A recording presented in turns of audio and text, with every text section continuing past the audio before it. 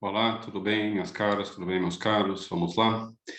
Hoje a gente vai falar um pouco mais de Aristóteles, tá? Na nossa última conversa sobre Aristóteles, a gente viu as proposições categóricas. A gente começou a entender, né, os tijolos pelos quais o Aristóteles vai construir o seu sistema, o seu modelo lógico, que é o modelo da lógica silogística, mas não só, tem coisa dentro da lógica do Aristóteles que não é a silogística, né? E antes da gente ir para frente, começar a investigar um pouco mais o que a gente tira da ideia de proposição categórica, chegar na ideia de silogismo e aí então começar a investigar também a validade no silogismo, eu só quero dizer duas ou três coisas sobre a obra lógica do Aristóteles e como entender o Aristóteles dentro do contexto do pensamento ocidental, tá? Vocês vão estudar, estão estudando, já estudaram Aristóteles em filosofia antiga, então eu não vou dizer nada de muito profundo, só quero pontuar algumas coisas que são importantes no caso da lógica, tá? Vocês sabem que a obra lógica do Aristóteles se chama, a gente conhece ela por órgão, né? Órgão significa instrumento, e isso tem a ver, então, com a concepção de lógica que o Aristóteles tinha. Simplificando bastante, como tudo que eu vou dizer agora, tá? Aristóteles concebe a lógica como sendo justamente um instrumento, uma ferramenta, uma propedêutica para as ciências, para a ética, a física, a metafísica e assim por diante, mas não fazendo ela própria parte das ciências, né? A lógica é como um preâmbulo necessário, uma condição necessária de qualquer atividade científica, mas ela própria é anterior, né? Ela não alcança o status de ciência, ela é alguma coisa prévia, certo? Bom, nesse conjunto de obras lógicas do Aristóteles, e assim, é claro que a gente tem coisas que importam para compreender a lógica do Aristóteles fora da obra lógica dele, na metafísica, enfim, na física, na retórica, em vários textos diferentes, né? Ele faz referência, por exemplo, à linguagem, por exemplo, os princípios, a entidade, a contradição e assim por diante, em um contexto que não é puramente lógico, mas que obviamente ilumina a discussão lógica do Aristóteles. Mas o órgão é composto de 6 livros, tá certo? E esses 6 livros têm uma certa ordem, uma certa progressão, pelo menos um certo lugar cada um deles, tá? E a gente mais ou menos está acompanhando também distante, de modo distante, mas está acompanhando a estrutura, o caminho do órgão, tá? Os 6 livros que compõem o órgão são vamos ver para não categorias, o Perermenés, os primeiros analíticos, os segundos analíticos, os tópicos e as refutações sofísticas, tá? O primeiro livro, as categorias, trata justamente de categorias, né? Que são as grandes classes nas quais a gente pode dizer alguma coisa do ser, as grandes classes nas quais o ser se encaixa quando a gente está falando sobre ele, tá? Aristóteles tem listas diferentes de categoria, né? Tem muita discussão para saber se são 10, se são 12, se não, enfim, não interessa para a gente, tá? Mas interessa para a gente a ideia de categoria, tá? E como ela se reflete na lógica do Aristóteles, tá? E já deixa eu adiantar, tá certo? As categorias correspondem às classes ou conceitos, ou aos termos que aparecem nas proposições, isso é o termo sujeito e ao termo predicado. Em outras palavras, para dizer isso de um jeito mais simples, né, as categorias têm a ver com as palavras, principalmente com os nomes das coisas, né? Então, digamos assim, o primeiro ponto de partida, Aristóteles parte daquilo que é o átomo lógico, que são as palavras, tá? Mas as palavras não significam sozinhas, né? Se eu disser 23, se eu disser abril, se eu disser presidente, né? Isso não diz alguma coisa, certo? Para que elas tenham um significado, para que eu possa compreender e dizer então que isso é verdadeiro ou falso, o que está sendo dito, elas precisam estar articuladas em uma frase, né? E vocês sabem, conhecem o português, frases aparecem em formatos, sabores muito diferentes. A gente pode formar frases no português de modo infinito, né? Infinitamente variado. Não há uma lista final de frases que a gente possa formar na língua portuguesa ou em qualquer língua suficientemente rica, tá certo? No entanto, a gente viu, quando a gente estava vendo as proposições categóricas, que para Aristóteles, assim como para muitos filósofos, muito lógicos em particular, existe uma certa estrutura básica que compreende, que é o modelo que está por trás de todos os nossos modos diferentes de nos expressarmos sobre a realidade. Para Aristóteles, essa estrutura básica é a estrutura da proposição categórica, a estrutura SEP, a estrutura que atribui a um certo sujeito um certo predicado, tá certo? Essa é a estrutura de toda a proposição, de todo o discurso para a realidade, sobre a realidade para o Aristóteles. Todos os discursos que, na forma gramatical, e aqui é importante uma distinção que a gente vai recuperar mais tarde entre a forma lógica, isto é, o que os enunciados querem significar, que proposições eles querem significar e qual é, então, a forma ideal dessas proposições, e a forma gramatical, que é o modo concreto, né, em uma certa língua natural, como essas proposições, essas verdades se expressam. A diferença entre a forma lógica e gramatical, e o Aristóteles é um dos primeiros a perceber isso, tá?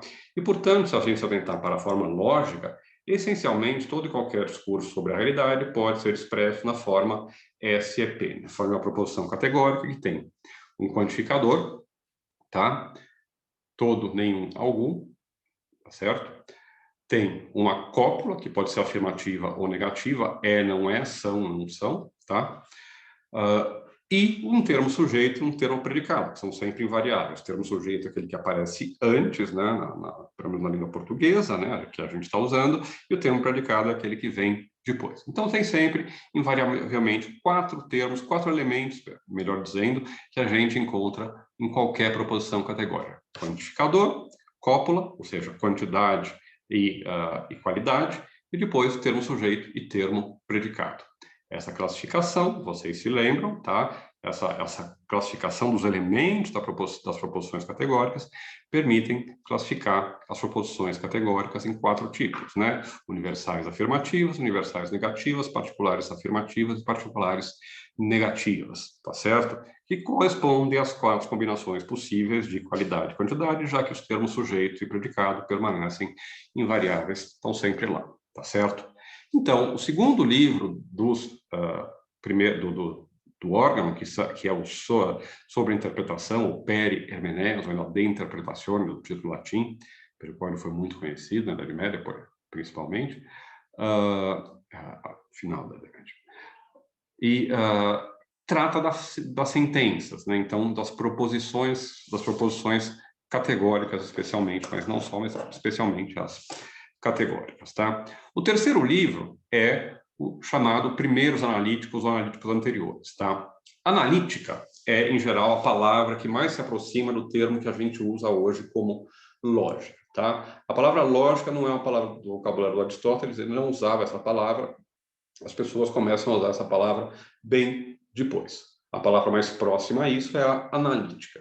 E esses 2 livros, então, são os livros que tratam propriamente da lógica, né, digamos assim, dentro do órgão do Aristóteles, ou pelo menos da lógica dedutiva, em sentido mais contemporâneo, dentro da lógica do Aristóteles. E tem 2, os primeiros e os segundos, anteriores e os posteriores, tá? E isso tem a ver com, mais uma vez, com a complexidade do assunto que está sendo tratado, né? Com, digamos, o objeto e o foco da investigação.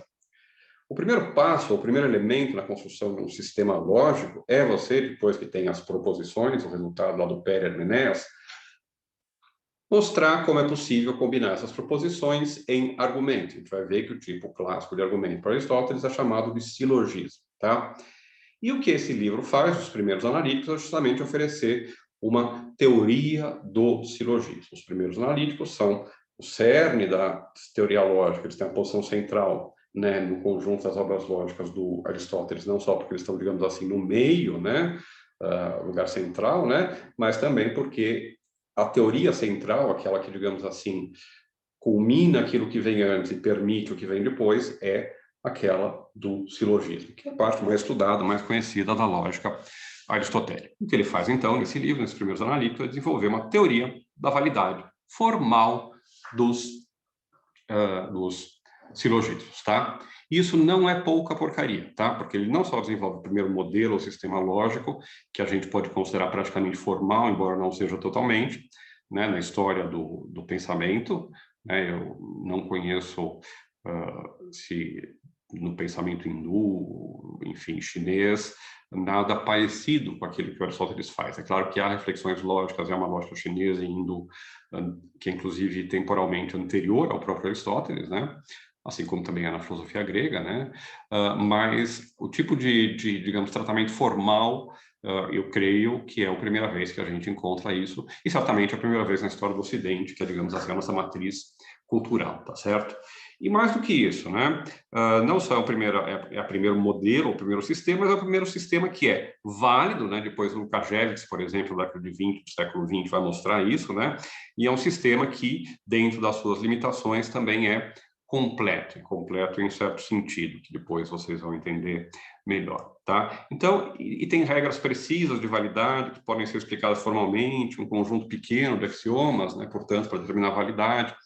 Enfim, é um sistema muito elegante. Agora, para além do valor, né, que esse sistema tem, ou que a descoberta ou invenção, se vocês quiserem, de Aristóteles tem, a gente tem que considerar também o peso cultural que ela teve no Ocidente. Não há nenhum tipo de saber, tirando a matemática, que tenha persistido tanto na história do pensamento ocidental. Mais uma vez eu falo história do pensamento ocidental porque eu não conheço os lapsos temporais das outras tradições. Mas no nosso caso, e vejo, a tradição ocidental, em grande parte, em certos aspectos, é a que triunfou, né, aquela que vai dar na ideia de razão, na ideia de tecnologia, da modernidade, do século XX, ela vem de Aristóteles, ela vem de Platão, ela vem da racionalidade grega, né? Bom, esse modelo de lógico do Aristóteles se transformou em modelo de racionalidade, em modelo de pensamento, né? Então, durante mais de 2000 anos, do século IV a.C. até 1879, que é quando Frege escreve a Conceitografia, o modelo de pensamento, o modelo de lógica para todo o Ocidente foram os primeiros analíticos de Aristóteles. Não há nenhuma obra que tenha persistido tanto, tirando os elementos de Euclides. Não há nenhum saber que tenha persistido tanto, que tenha marcado tanto o nosso modo de pensar, talvez até de modo inconsciente, né? Hoje em dia. Quando a gente pega lá as pesquisas do Piaget, né, em certo momento ele fala que há estruturas inatas, tipo, diríamos, né, na mente do bebê, ou esperamos há momentos diferentes de desenvolvimento do bebê, e vários deles correspondem ao que a gente poderia chamar de momentos aristotélicos, né? O aristotelismo, tanto metafísico quanto lógico, corresponde a um certo senso comum natural em nós, né? Bom, agora, continuando, tá?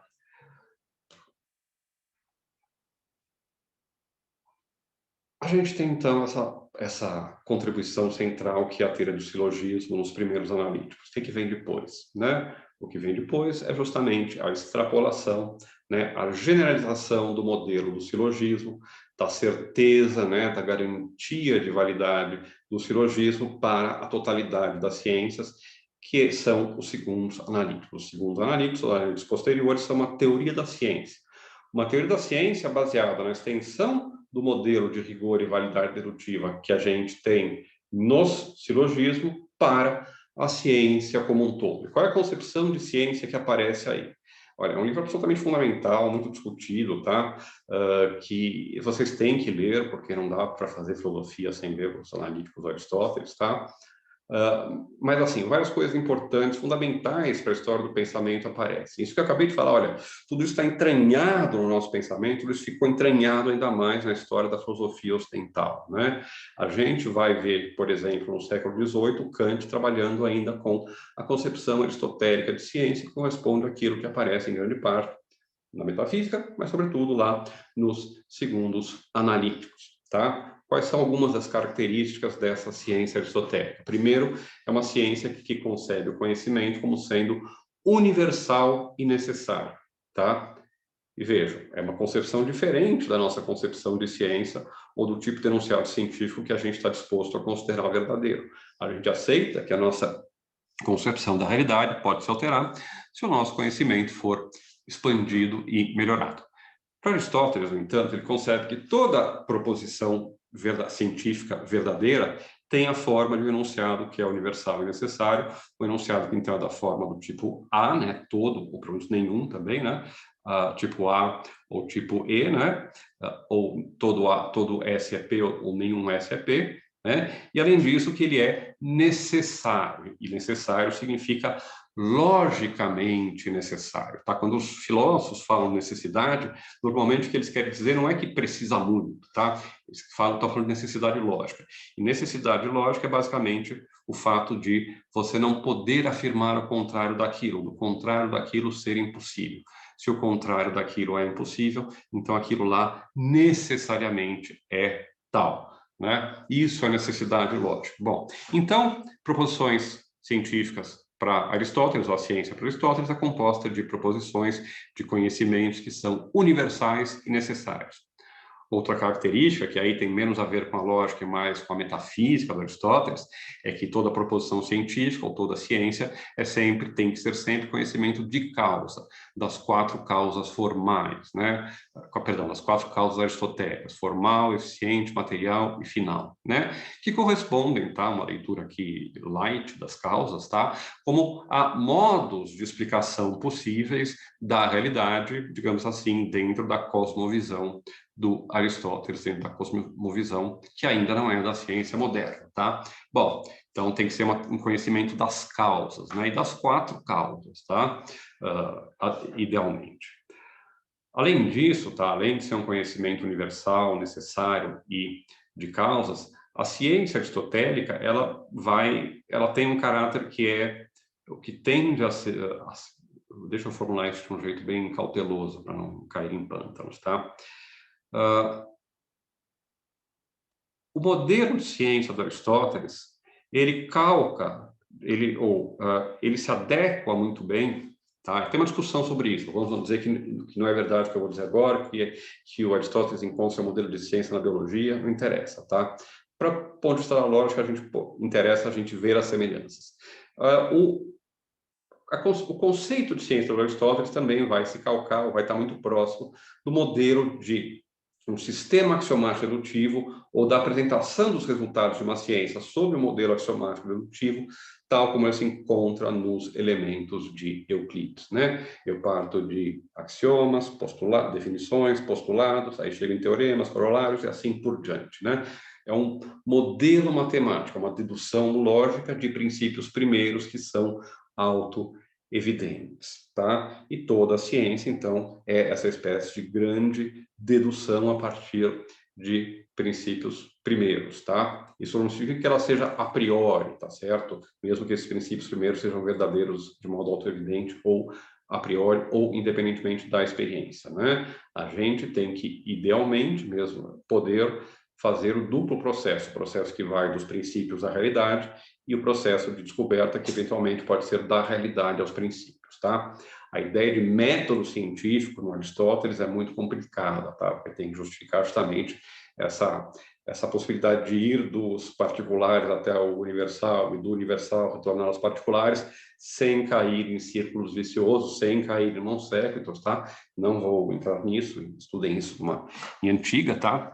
Pesquisem, mas, enfim, está associado com o modelo euclidiano, que é o modelo axiomático dedutivo. Então, o que Aristóteles deu para a gente com os segundos analíticos foi um modelo de conhecimento universal, necessário, de causas, que se apresenta sob o modelo de um sistema axiomático dedutivo, isto é, na forma quase de uma espécie de fortaleza ou de construção, onde a base são os princípios primeiros. E essa ideal de ciência vai permanecer, então, o tempo todo. E muitas vezes esse ideal é lido em sentido fundacionalista, no sentido de que todo conhecimento só é conhecimento, ou só tem valor como conhecimento na medida em que as bases dele, em que o fundamento dele tem conhecimento. Quem quiser ver os vídeos de Moderna, que eu também gravei, vai ver isso lá, quando a gente está falando, por exemplo, do Descartes. Ok, minha gente? Bom, terminando aqui, tá? Os últimos 2 livros são os tópicos e as refutações sofísticas, tá? Os tópicos apresentam certos lugares comuns. Topos é lugar em grego, topoi, lugares, né? São lugares comuns, digamos assim, do pensamento. E são lugares comuns que às vezes podem ser positivos, são uma espécie de atalhos do nosso pensamento, ou às vezes, em grande parte dos casos também, são lugares comuns que desviam o nosso pensamento e que nos levam ao erro, né? Então, aí já começa você ter uma parte da crítica da lógica, em especial a crítica dos sofistas ou de um tipo de lógica que teria sido praticado pelos sofistas, né? Em certo sentido, o Aristóteles herda de Platão, embora não herda de academia, que foi lá para o sobrinho do Platão, Arcesilau, ele herda do Platão essa desconfiança dos sofistas, né? Que depois custou tanto a reputação desses nossos amigos filósofos lá da Grécia Antiga. Bom, finalmente, então, aquilo conclui, aquilo que fecha, né, o órgão são as refutações sofísticas, que é basicamente um livro de análise das falácias, e em particular as falácias praticadas pelos sofistas. Então, vocês viram como há claramente uma progressão, né? E no final, digamos assim, dois livros que são cautionary tales, né, que são morais, olha, para fazer certo, façam isso, né, os 4 primeiros livros, né, depois não caiam nesses erros aqui que os outros praticam, tá, vamos nos desfazer desses erros, né, e vejam então que ele já concebe a lógica um pouco como a gente já está concebendo aqui, né, nesse curso também, como uma parte, digamos assim, formal, positiva, na qual a gente estabelece a natureza das deduções formalmente válidas, né? E uma parte mais informal, uma parte mais negativa, mais crítica, destrutiva, na qual a gente mostra como existem certos vícios de pensamento na linguagem natural, ou na articulação da lógica em linguagem natural, né? Então, esses 6 livros compõem o órgão do Aristóteles, que é provavelmente a maior obra de lógica já escrita, né? Os poucos concorrentes que ele vão ter vai ser o Begriffsschrift, os artigos do Frege, talvez os artigos do Gödel, Tarski no século XX, mas enfim, eu acho que ninguém vai, é o melhor candidato, é quase o Pelé da lógica, né? Não tem muita, tirando alguns argentinos, não vai ter ninguém que vai disputar isso, né? É a grande obra de lógica, mas vocês não podem estudar lógica sem ter lido os 6 livros do órgão, tá? E aliás, vocês não podem estudar filosofia sem ter lido os seis livros do órgão de Aristóteles, tá? Então, com este convite, a gente vai ficar por aqui, meus tomatinhos. Eu ia já começar a falar do exame das proposições categóricas, vamos deixar aí do silogismo. Vamos, então, daqui a pouquinho, começar a teoria do silogismo. Vamos ver qual é esse modelo de lógica que ele está propondo para a gente, tá? Tchau, tchau.